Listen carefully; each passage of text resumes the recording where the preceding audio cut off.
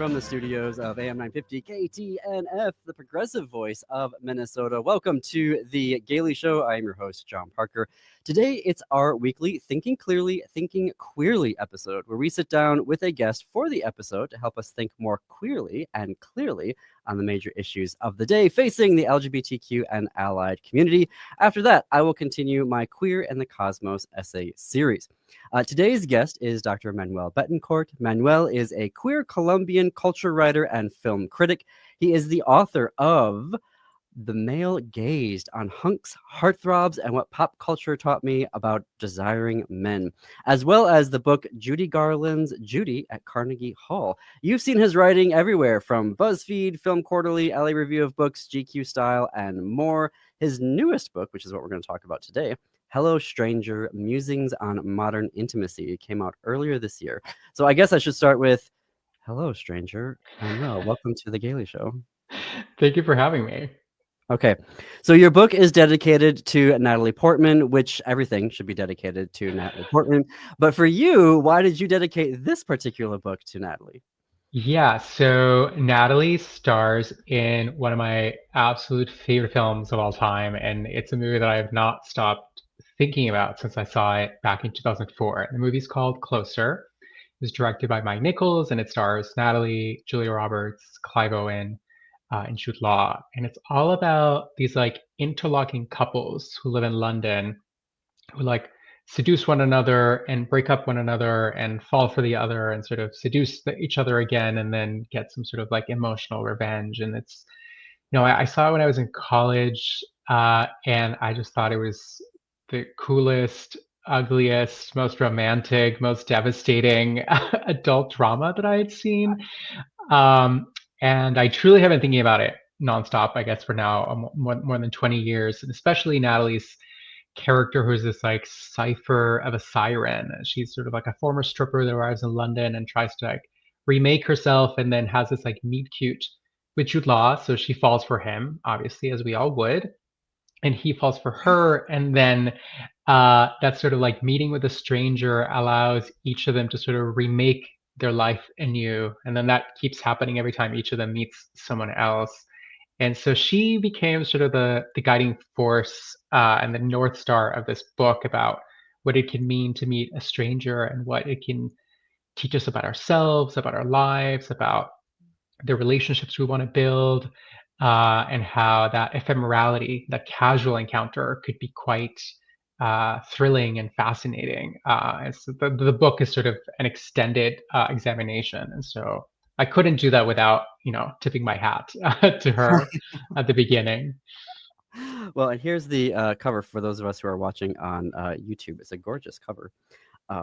Okay, so you take us through a variety of ways of examining the stranger, and you mentioned meet cute. So your second essay chapter in the book looks at the meet cute through several films, but some of my favorite, actually, LGBTQ films. So the French film Paris 559, Théo and Hugo, Of an Age, which just came out a couple of years ago, Australian film, Weekend, Andrew Haig, anything but Andrew Haig. The Spanish film Fin de Siglo, End of the Century, all of which I felt prior to reading your book were the spiritual sequels to Before Sunrise, as opposed to the nonsense that he put out later that were the sequels. But you confirmed that I was right, so thank you for doing that. But the essay ended in a place that I wasn't expecting. So take us through the meet cute through the lens of the stranger. Yeah, so I was trying to figure out, if we think of strangers and if we think of casual encounters, I was like, well, I have to do Before Sunrise. Like Before Sunrise is such a sort of a totemic text. It's like the most romantic version of like meeting someone on a train and then deciding that you're going to spend the entire night, and that night, just because you're spending that night together, can totally change your life and teach you a lot about yourself, which is obviously what happens between these two characters. And so I wanted to start there, and I wanted to start with sort of this like very obvious rom-com trope, right? So like you just meet someone, you lock eyes, and then immediately you sort of know. And this is normally the beginning of a romantic comedy. And what I love about Before Sunrise is that obviously like it's the beginning, middle, and end. Like it's the entire story. It's sort of in miniature. And as you point out, these other films have been doing it in a more queerer way, right? So this idea that like meeting a stranger, for a lot of us in the queer community, that's not normal. That is not unusual. Those fleeting encounters, passing encounters, cruising encounters are sort of so central. So it makes sense that these generation of queer filmmakers are mining and creating sort of, as you say, spiritual sequels to Before Sunrise, because it's sort of very, very much in the ether of queer culture. Um, but of course, what I really wanted to do throughout the chapter and throughout the book is push back against those narratives and push back against the idea that these are beginnings, or that they always need to be beginnings, which is obviously why Before Sunrise maybe it doesn't benefit from these two sequels, because one of the reasons that I think a lot of us love it is because it's self-contained. Mhm. And so I end up looking at these other films, specifically end of the century, which try to imagine this not as a beginning of a story, but as a kind of a story in and of itself, and that would require thinking outside of storytelling, outside of narrative. It would require thinking about simultaneity, right? So what happens in that film is that you're not quite sure if this encounter that happened in the past and this encounter that's happening in the present and this fantasy and this future, like it's all blending together. And I wanted to leave us in this space of like this space of suspended animation, which is what happens when you meet a stranger. When you're meeting them for the first time, it's like you're in the moment of flirtation. You're in the moment of sort of where anything can happen. And I think a lot of us often want to then capitalize or square that or contain that into a story and sort of make it into a building block. But like, what would it mean to just enjoy that moment, enjoy transience, enjoy the journey, and not immediately think of a destination, whether that's a relationship, whether that's a marriage, whether that's a family. And so I wanted us to stay to try to imagine what that might mean as we orient ourselves and try to create relationships out of those encounters. It was very provocative for me. I mean, so many. Your book was fun to read, but also it took me forever in the sense that I'd read a chapter and then have to sit with it, because it was very dense in a good way because you had so much in there, and there were so many Bringing Up Baby was in that, and I Ah, absolutely fell in love with that movie and that forever. Katharine Hepburn could never make a terrible movie in her oh life my because God. I loved her after that movie. But that's what I really appreciate about your book is that you just end up in all of these great places that the reader is not expecting you to go in. And one of those was in the sexting chapter, which starts in the good old days of dial-up internet and Alta Yeah. Vista. But then you give Ah. us the idea that we estrange ourselves from loved ones in the hope to discover potential new secret selves. And I hope I'm getting that right, because there was obviously very lovely, complex themes that you're really diving into there. But walk us through that idea of secret selves.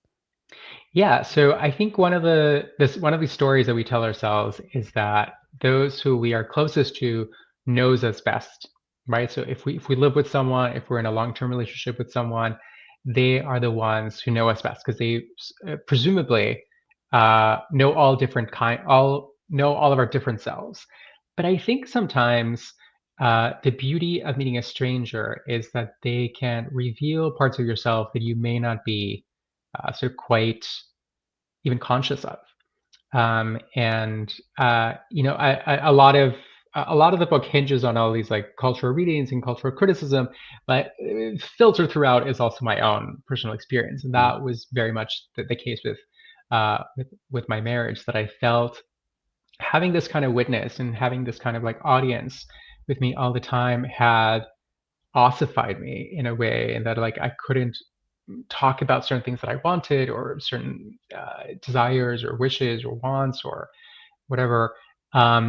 And it's only when you're in new situations. I think this is why a lot of people travel. I think it's why a lot of people enjoy sort of meeting new people, going on different experiences, because it unlocks you from the kind of routine, the kind of things that you already know.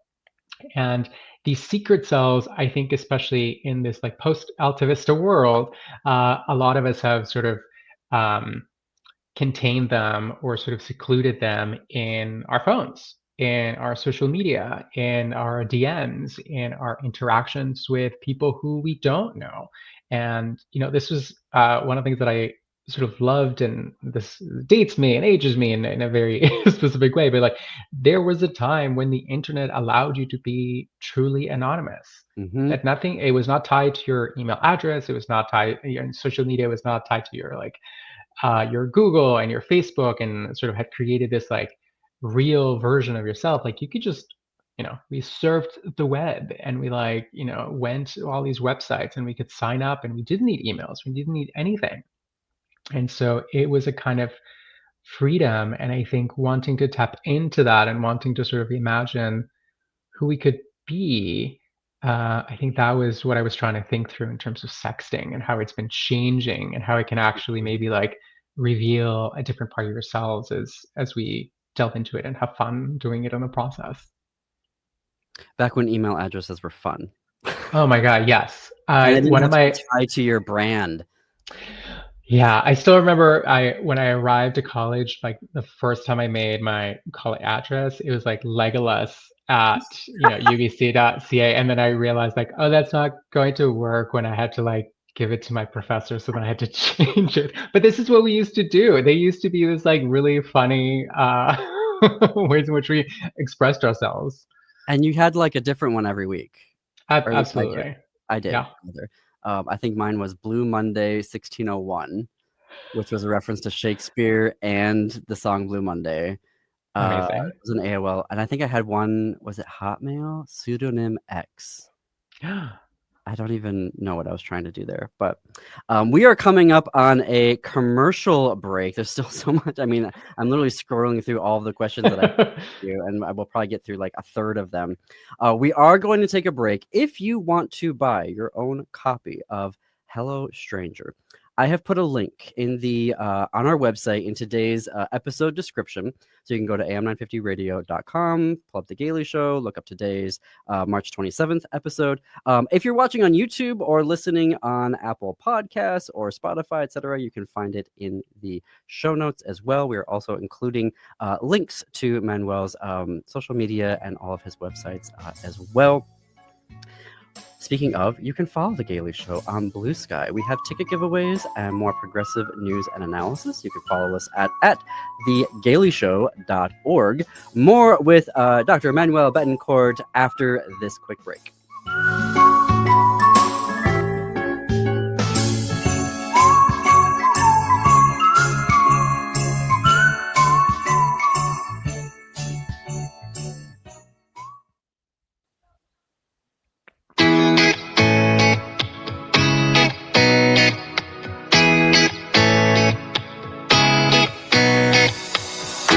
Welcome back to The Gaily Show. I'm your host, John Parker. It is 21 minutes past the hour. It is Thursday, which is our time of the week for Thinking Clearly, Thinking Queerly. My guest is Dr. Manuel Betancourt. In addition to being an author, Manuel is a member of the Board of Jurors for the George Foster Peabody Awards, the Los Angeles Film Critics Association, Gallica, the Society of LGBTQ Entertainment Critics, as well as a founding member of LEJA, Latino Entertainment Journalists Association. He published his most recent book, Hello Stranger, Musings on Modern Intimacies, earlier this year.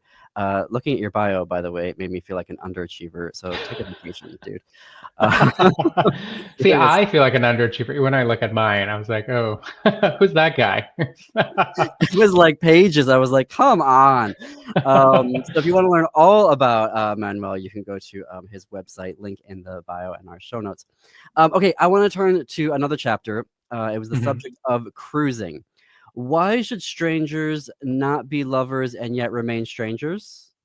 Was a question of that chapter. Yes, which is I find it as a rhetorical question. It's the kind of question that I want you to think through, because the answer feels obvious. It feels like, well, strangers and lovers are two separate things, and you go from strangers to lovers, or from lovers to strangers, but there should be a directionality there. And one of the things that I constantly wanted to do throughout the book is try to imagine a different way. What would it mean to think of a stranger as a lover and a lover as a stranger? And what would it require of us to sort of grapple with that kind of concept? And what would it mean to say that not all lovers need to be sort of intimate and long-term, and that not all strangers are sort of disposable and sort of that we can just sort of shove them aside, and that can be value in something casual, that there can be something valuable in something fleeting. And again, this is why Before Sunrise I feel so totemic for the book, is that a lot of us have those moments. Everyone, a lot of readers have come up to me and said, like, I have these moments all the time, or I had this last week, like I had this wonderful weekend when I was, traveling, or, I had this great connection, and that was it. And that was fine. And the desire to sort of turn that into a narrative of wanting to turn a stranger into a lover that would, quote unquote, mean something else or mean something more, can sometimes close us off from just enjoying the moment. And sort of, if there's an ongoing thread to the book, is the desire to be more present and to sort of try to think away from stories and narrative and what's going to happen next, and more like what is happening now, and how can I enjoy this, and how can I relish this, without, again, trying to create sort of a template that I'm supposed to follow. I want to talk about that idea of relishing because I'm rewatching Buffy the Vampire Slayer, As and everyone there's should. season 4, right? And in season 4, right, there's Parker who wants to have a fleeting, night, which we would call one night stand, and Buffy doesn't Yeah. realize that. Now, in Before Sunrise, it's negotiated between the two of them. They're Right. like, this is a negotiated, like this is what we want. Walk me through that then, the type of conversation narrative that both people, maybe more, we'll get back to that later, should be having in the relishing part of that, and not sort of two people coming in with completely different expectations like Parker and Buffy. Yeah, I think a lot of it has to do with these assumptions that we make about other people. And I think Buffy's a perfect example in that, like, she's operating under the assumption that, like, everyone who's meeting and who's having a kind of like intimate interaction wants something else, right? Like, this is what we all do. And of course, Parker's, maybe also foolishly thinking that, we're in college. This is what we all do. We all just want one night stands. So yeah, this idea of like consent and conversation and wanting to set up standards, and something that you are both choosing, but you're not doing it because you think it's what you want, that you've been told it's what you want, that it's expected of you. It's something that you're consciously choosing. And that can go in both ways. Like, you can both say, like, oh yes, we're both invested in this, and we're both invested because we want to do something else. Like, this is why we go on dates. So this is why I'm going to give you my number. But it is about needing that kind of conversation and needing that kind of understanding, and not assuming that everyone is moving through the world and moving through these kinds of intimacies with the same ideas and concepts that you have. And that can sometimes be awkward, and that can sometimes be sort of, it's not organic, and it's not, maybe it's a little uncomfortable. But one of the things that I want us all to do is to sort of do away with that assumption that, that the way through the world is the same as someone else's. Because I think when it's on the table, as the couple in Before Sunrise show us, like, that can be also more fun, and that can sort of open you up to anything else. And it can also change, right? Like, they do change it to the end and say, like, maybe we will meet in 6 months. Like, what was that? Strangers passing on a train. I don't know if that was the theme of the film, but that suddenly popped into my head. Also, thank you for just running with my reference to Buffy the Vampire Slayer. Like, that was, you knew exactly what I was talking about. So that's. Oh, I'm a diehard Buffy fan. It is, I've now written 2 books about a lot of like formative pop culture, and it is a travesty that I have not written about Buffy, because it was so central to how I came to understand myself. Well, you could capitalize on the reboot. Right. I do plan on doing that. Good. Good. We will have you back to talk about that, because we'll need 2 episodes to go through that, because I will have questions. We have a couple of minutes here, and I wanted to ask about in Naked Friends, that chapter. I laughed and I laughed and I laughed, because when you talked about identifying with Kate Winslet's Rose Decatur in Titanic, and I was like, Yes. oh, I probably wasn't the only closeted gay who recognized himself trapped in the scream of a corset. Yeah. The scene where Jack sketches Rose with the Heart of the Ocean, necklace, parlayed into your own experience, posing nude for a portrait, and your reflections in the book about how gazes of strangers can drive us wild. Tell me more about that. Yeah, I think that scene was seared in my brain. I saw it when I was a teenager, and part of it was like, Leo is beautiful. Leo's eyes are just sort of like piercing blue. But in my head, I was just like, oh, I just want to be Kate Winslet. Like, I just want to be seen. Like, it was this like weird misidentification because I wanted to be her, but I wanted to be her because I wanted to be looked at the way Leo was looking at her. And it wasn't until, yeah, like I was in my 30s and I posed for an artist and I posed nude, doing a pose that required a lot of keeping my arm up. And after 20 minutes, it was like it aches, and you realize you have muscles you didn't realize you have, and they all start aching. But that sense of being looked at and that sense of then how someone captures your likeness and then presents it to you, and then you get to see yourself through their eyes and through their pen and their watercolors. Like, it was so enriching and intoxicating. And then I've done it several times. Like, even for the promotion of this book, I did a handful of I did a drink and draw event here in West Hollywood, Yeah. where they have like a weekly drink and draw with like amazing artists, and I got to like just pose and then also hawk my book.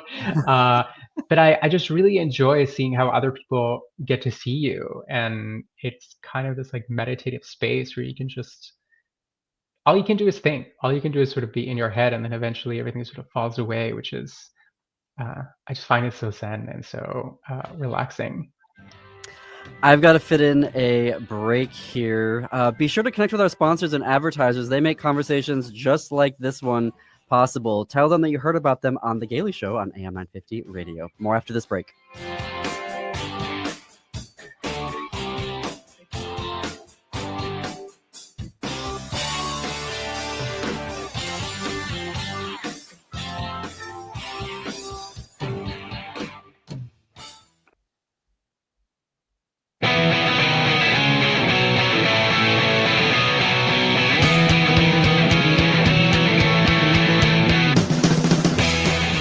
Coming to you from the studios of AM 950 KTNF, the progressive voice of Minnesota. This is The Gaily Show. I am your host, John Parker. Today, it's our Thinking Clearly, Thinking Queerly episode, where we sit down with a guest for the episode to help us think more clearly and queerly on the major issues of the day facing the queer and allied community. With me is Dr. Manuel Betancourt. Manuel is a queer Colombian culture writer and film critic, the author of The Male Gaze on Hunks, Heartthrobs, and What Pop Culture Taught Me About Desiring Men. Newest book is, here, hold it up for the folks on YouTube. Hello, stranger. Musings on Modern Intimacies. Okay, in my head, there is a 3-act play or a 3-act structure towards the second half of your book, which is the chapters 2's Company, 3's a crowd, and 3's Company. And again, that's how I'm thinking about it in my head. That may not be how you were thinking about it, but it's about your marriage, divorce, and then the start of your three relationship, what some might call a throuple. You don't necessarily like that word per se. I am in a 3-relationship / throuple, so I do want to have questions for you about that. But let's start with 2's Company, because you look at marriage through a variety of lenses, given the book, but also Sondheim's musical Company, which at first I was like, really? Company? The one about the closet case who doesn't want to get married? I know he's not gay. It makes sense with the other 3 couples are talking to him about, getting into a relationship, and you really sort of zero in on that song, Marry Me a Little, that offers the idea of marriage as closeness, but also distance, of familiarity and strangeness. Take it from there.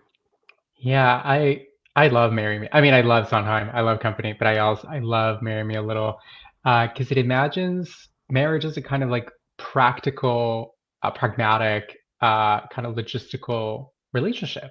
It's a negotiation. It's a contract, in a kind of what Bobby is offering Amy, his friend, is like, just marry me a little bit. You can still have your life, and I'll have my life, and then we'll live together, which feels so modern and feels so quote unquote radical, and also quite simple, which is, we can be as elastic and we can be as creative with these bonds that we create, whether they're contractual or whether they're legal, whether they're spiritual or romantic, any way we want.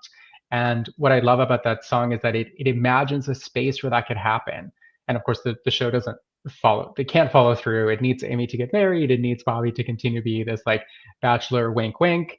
But but I loved, yeah, it makes so much sense, and it opens the show and it closes the show in very amazing ways. The reading, if you think of him as a queer man, which of course I do, but yeah, I loved looking through all of these various different pieces of pop culture that have these fissures and these frictions and these openings of how different ways marriage could work, relationships could work, bonds could work, intimacies could work.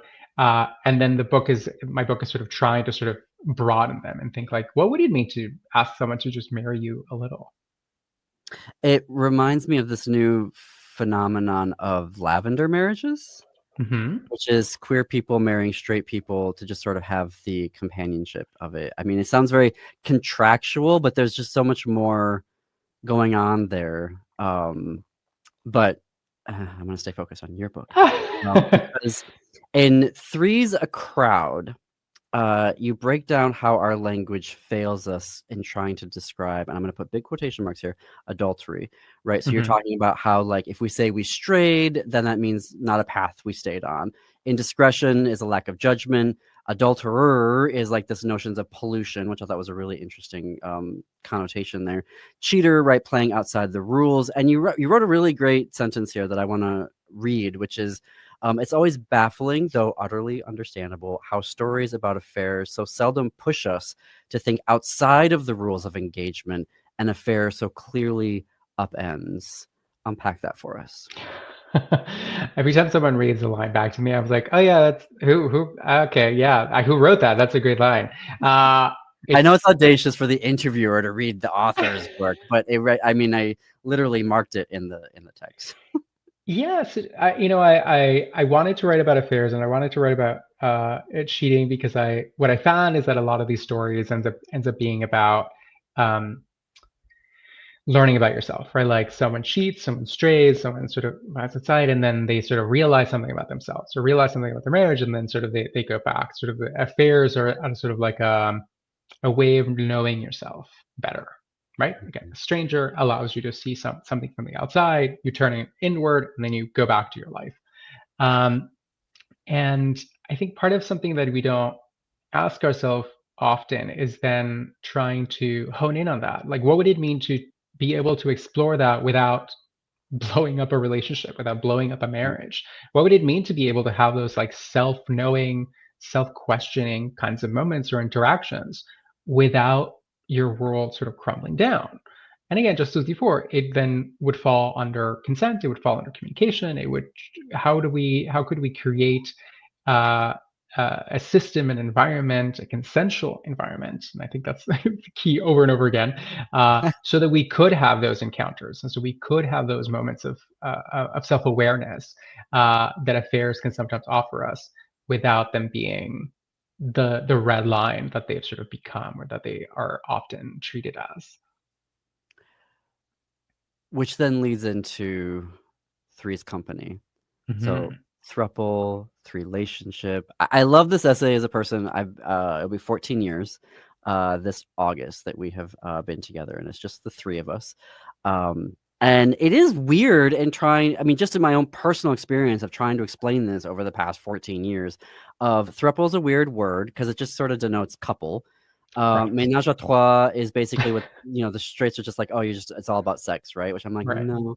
When I say my partners, I kind of feel like I'm in an S corp, and people are Yeah, also or like a law confused. firm. Yeah. Yeah, like a law firm. Like, wait, what is it? And it's also weird to say I'm poly because I'm like, I'm poly something Mm-hmm. you do. It's a type of relationship. You're not are. Right. You are not poly. Some people would disagree because I do feel like some people do think of it as an identity. I do not. To me, it's a behavior. To me, it's an Yeah. action. To me, it's a dynamic.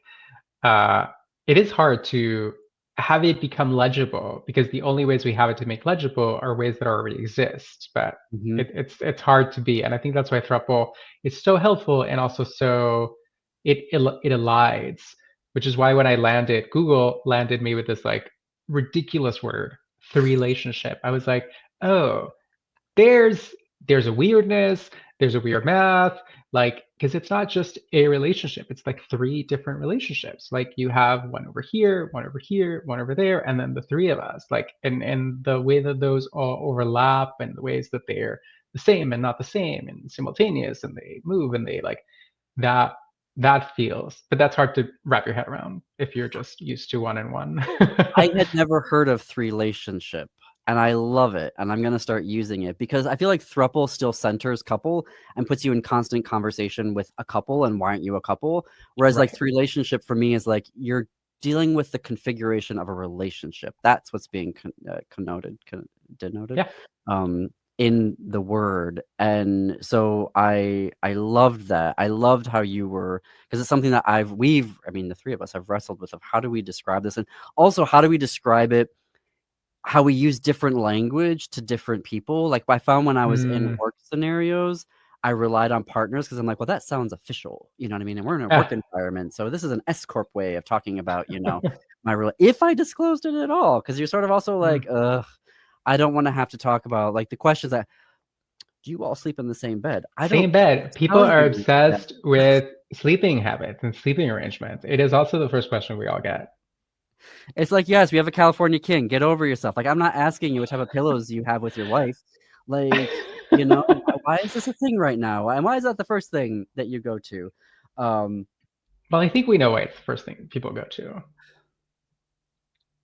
Because what I have found, right, it's like because they imagine that it's only sexual, that it's in the bedroom, that it's sort of like the metaphorical and quite literal bed sort of becomes the only way that becomes legible.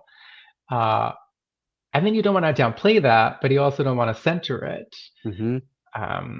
But yeah, we constantly run into that all the time. It also upends the whole better half thing. Yes. Which I love, because for like basically my whole life, I was like, I am complete in and of myself. I don't have a better half. I am. But I also, the straights and some homonormative gays really want to buy into the better half, narrative, and I'm using like my relationship, your three, we sort of like upend that completely, and some people just don't like being challenged in that way because they see it as a personal attack on themselves. Which I don't know if you want to be monogamous and what, like I don't care, like so long as you're both up to it, and that's like sure, that does not invalidate my way of doing things, and my way of doing this does not validate yours. Like if we're all consensual adults and we're all making different choices, like I don't that should not feel like an affront. But to your point, like it does sometimes. It sometimes there's a defensiveness that comes from corners of all different places of the world, including our own community. Jealousy is the other thing I get. I'm too jealous to deal with that, and I'm like, that's more a comment on yourself than it is about our Yeah, it is. It's like you're telling on yourself, yes, or I could never, yeah. And there's always like, okay, no one's asking you to, but thanks. You look at the idea. So as you're looking at for narratives, you take us through the novel Detransition Baby, the queer film Passages, so on. I wanted to like that film, but the man child in it was too much for me. Cabaret and Christopher Isherwood's autobiographical novel, and then two famous triads that I hadn't heard of. So thank you for this. So there's a relationship of Glenway Westcott, Monroe Wheeler, and George Platt Liners, and then Paul Cadmus, or was it Paul Cadmus? I didn't know if he was French or not, because then there's Jared French and Margaret French. Right. Walk me through discovering those two relationships. Yeah. So one of the other things that I wanted to do with the book is I didn't want all of this to feel new and novel and 21st century, because I was like, people have been doing these things for a long time. And so dutiful researcher, lapsed academic that I am, I was like, we're gonna look for them. And it was like they were right in front of me, because George Platt Lyons is sort of a very famous fashion photographer. He did a lot of new portraiture, and so I found him while I was doing research on my like figure portraiture work chapter. And then I knew of Paul Cadmus because I love his paintings. And then I learned that he was in this relationship with Jared French, Jared, who then married Margaret because he loved Margaret, but he didn't want to, leave his boyfriend. And then his boyfriend would sometimes also sleep with other men. And this is also what happens. Like there's these two, they would call themselves triads. not Hmm. throuple.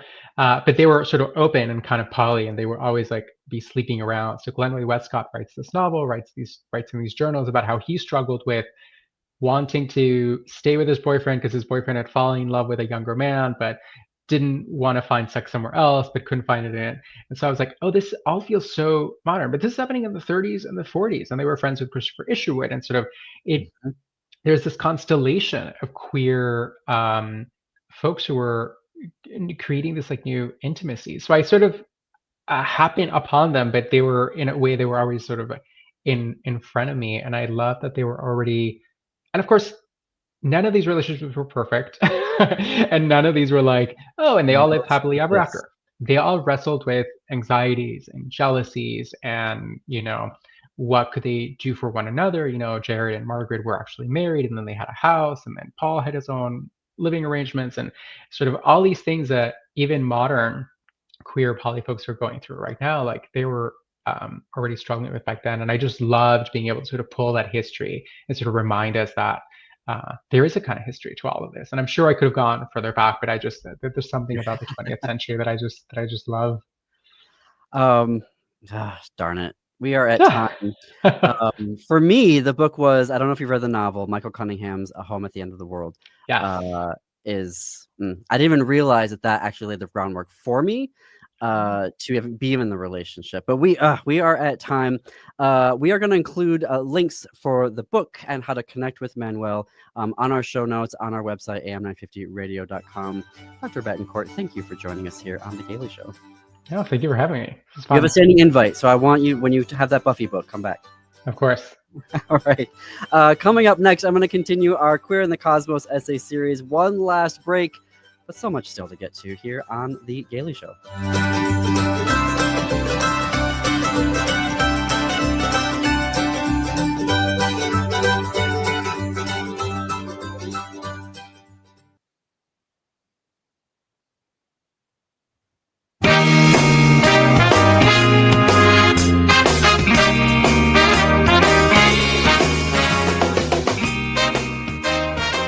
Welcome back to The Gaily Show. I'm John Parker. Every Thursday, I close out our Thinking Clearly, Thinking Queerly episodes with a weekly essay series called A Queer in the Cosmos, an opportunity to understand queer life through the exploration of the universe. Here is the latest essay. Lightyear 8, Blood Moon.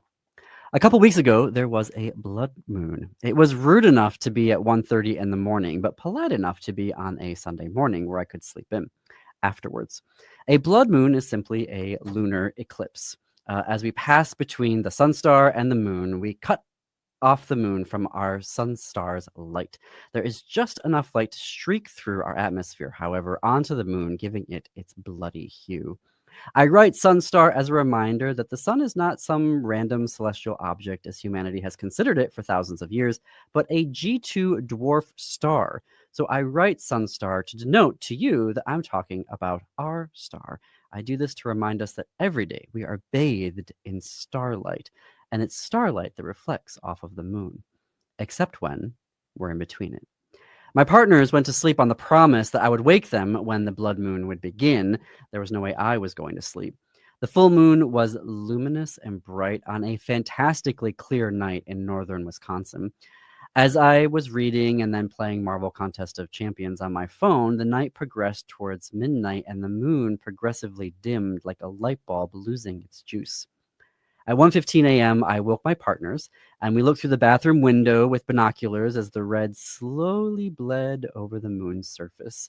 There wasn't a wisp of cloud to fog our view.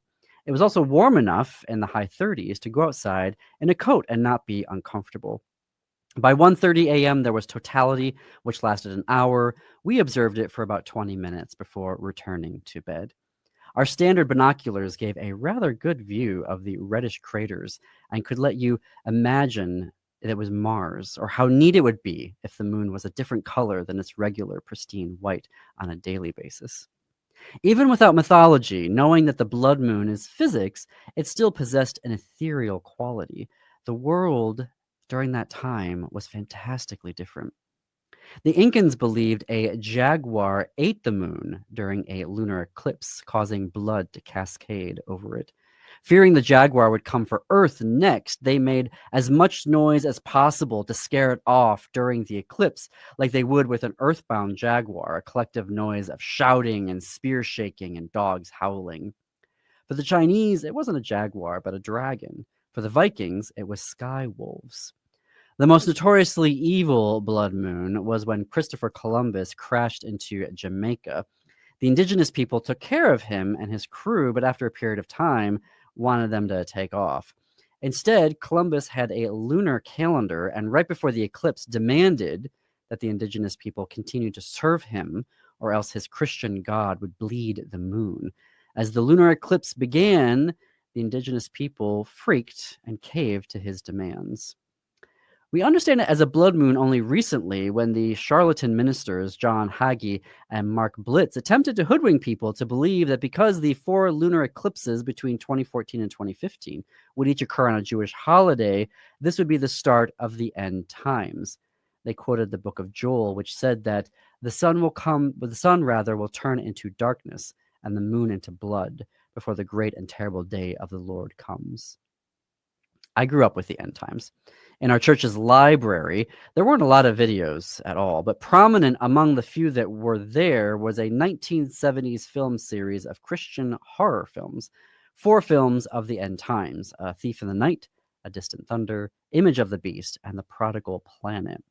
Watching these as a family in the early 90s was a particular treat, he writes sarcastically. The rapture happens, and those that are left are given a choice. Join the one world government and take the mark of the devil, or be taken to the guillotine and have your head chopped off. For most Americans, a guillotine is unfamiliar. What even is that? Why not just shoot them, right? But in my household, with a French Armenian mother, she knew what a guillotine was. It was a part of French history and therefore our history. It was the official method of execution in France until 1981, when they finally abolished the death penalty. That was the year I was born. In the film, there was a solar eclipse that led to our main protagonist, while our main protagonist, was being strapped to a guillotine. Everyone fled, as I remember, during a sudden earthquake and the eclipse. She tried to escape the straps. Let's just say that she didn't, and it left quite the image on a 12-year-old's brain. So ascribing religious meaning to events was not just familiar, but expected. Hurricanes in the 1990s destroyed cities because God was angry at their sin of homosexuality. My father did determine that men like Jack Van Impe were ridiculous because the rapture would happen, but no man can know or guess the time. Prediction was impossible and should be shunned, which creates its own sort of terror. What does an eclipse portend as you're creating your very own Christian conversion therapy, desperately striving to be chaste and heterosexual for God, knowing at any moment he'll come back and judge the earth? It could happen right now, or right now, or after I finish this sentence. Even as I write this, I feel my heart skip, both in recognizing the fear they instilled in me and the anger that they did so. What unbelievable cruelty and abuse. Today I look at the okay picture of the blood moon I took with my phone. The expanse of the cosmos finally and fully dislodged that religious infrastructure from within me. Looking back at the Earth from the moon or the sun star or the Kuiper asteroid belt in our solar system. And you never know all the mythology littering the earth looking from those places. I find that liberating. I could be an alien arriving on Earth and learn the legends of the blood moon and know it was nothing more than the beliefs of the locals, but not one I need to take with me when I leave their solar system. You can follow all of Queer in the Cosmos by checking out our episodes every Thursday. You can check that out on Apple Podcasts, YouTube, or Spotify. For right now, stay tuned. The Matt McNeil Show is up next. Native Roots Radio after that. In the meantime, until 2 p.m. tomorrow, keep it queer, America.